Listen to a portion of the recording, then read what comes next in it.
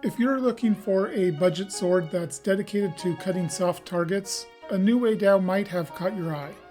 Or it might have escaped your attention if Chinese swords aren't your thing. Let's take a look at one to see if it's worth the relatively low price. Hello, this is Kyle, also known as AlienTude, and today I'm reviewing the Hanwei Oxtail Broadsword, or niuweidao, that I received in a Kult of Athena mystery crate. First, a very quick disclaimer. I have next to no experience with Chinese swords. But with that out of the way, let's talk about niuweidao in general.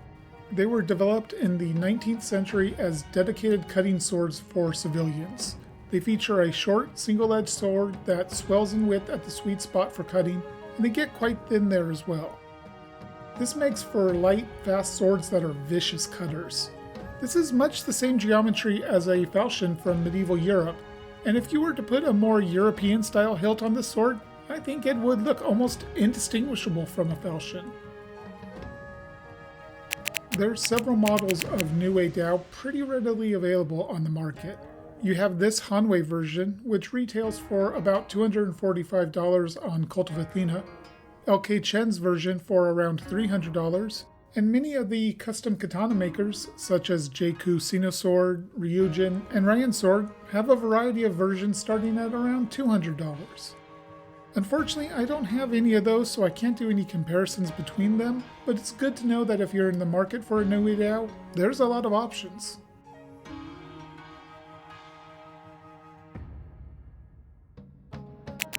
Let's take a look at the scabbard. So there's a lot of rattle in the scabbard and inconsistent retention. Sometimes it'll stay in nicely, it takes a little to shake out. Other times it'll just fall right out.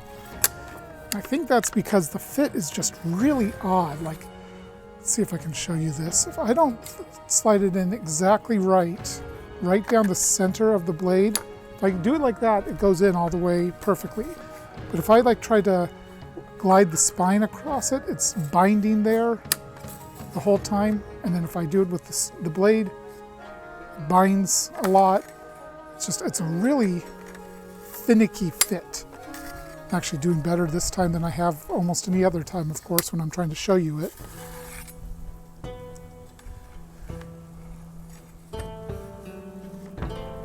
It's binding there.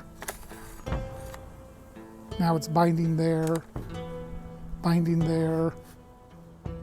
So when I put it in, really have to make sure the blade goes down the center of the scabbard, or it just is not going to fit very well. You can also see here, I think the reason this sword was in the Kult of Athena mystery crate is because there was some damage to the scabbard. It was cracked all along here. So what I did is let's see if you can see that. I took some wood glue, non-toxic wood glue, diluted it with a little bit of water, with the sword out of the scabbard, of course. I filled in the cracks here and clamped it all down, let that dry, and then sanded away the excess wood glue. And it's not the most attractive. You can definitely see the glue, and the cracks you can feel them, but it feels much more solid than it was before. So it works.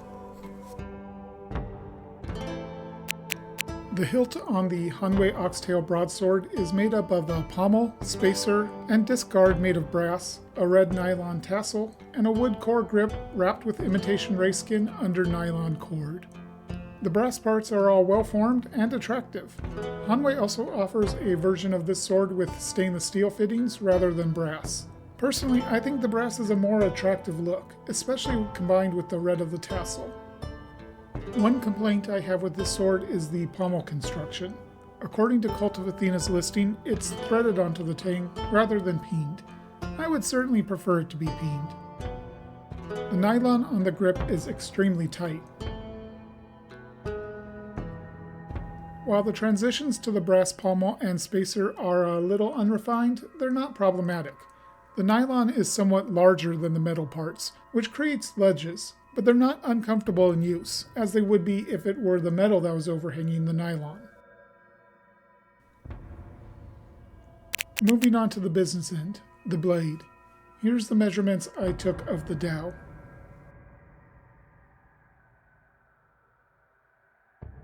As you can see, there's a lot of distal taper here, with the sword starting almost 6 millimeters thick, evenly tapering for most of the blade, then near the sweet spot increasing the taper, ending at 1.9 millimeters just before the tip. This aggressive profile leads to a sword that is quite thin where it wants to cut, but with a strong spine for most of the blade. This geometry also lets it flex nicely and return to true. There's 3 well-defined fullers on this sword, one larger, offset by 2 that are much narrower. The polish on the larger fuller is a little rougher than the rest of the sword, and I can make out some rippling in it, although I don't see that on any of the rest of the blade. This slight lack of refinement is no surprise at this price point, and I don't consider it a negative.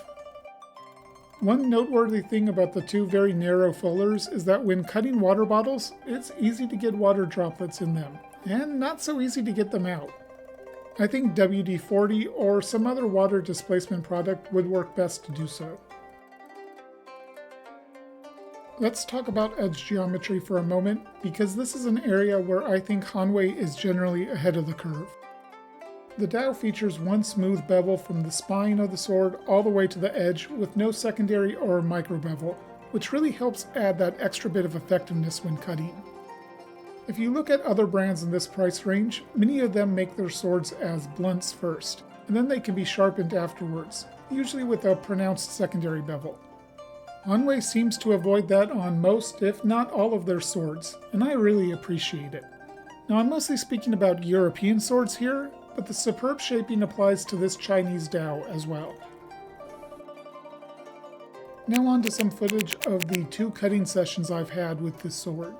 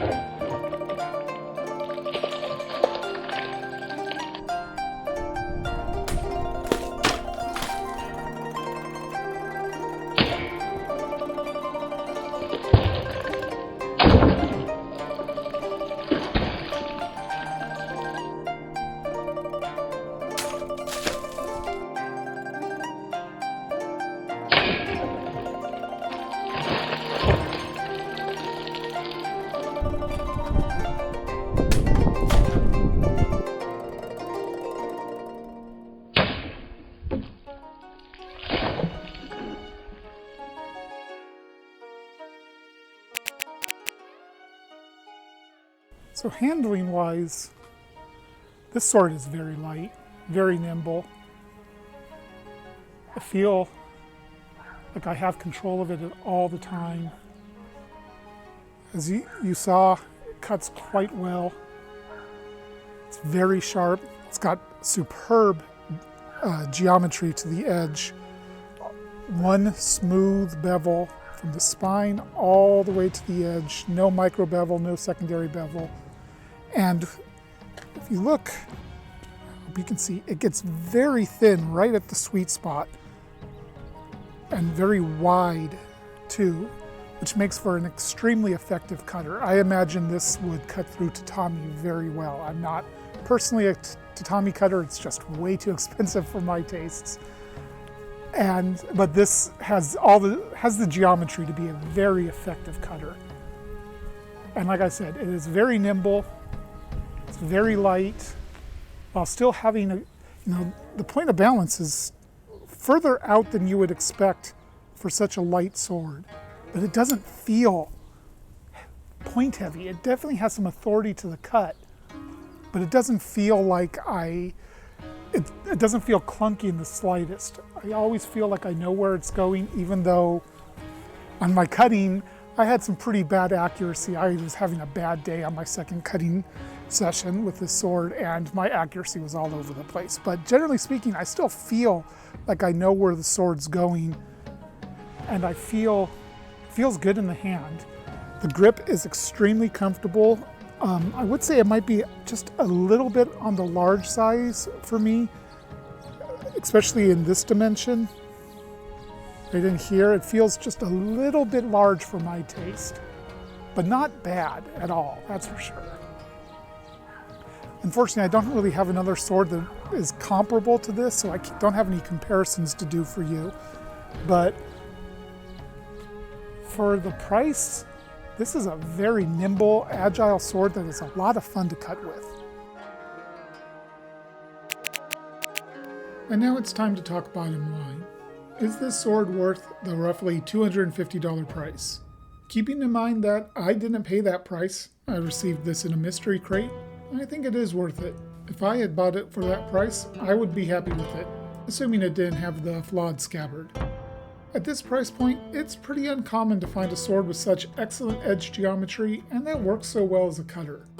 That said, there's always room for improvement, and I'd love to see Hanwei change to a peened pommel, and personally, I think the grip shape could be refined a bit more.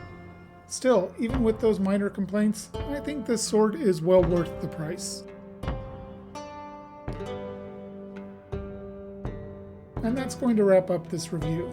Thank you for watching, and until next time, Alien2 out.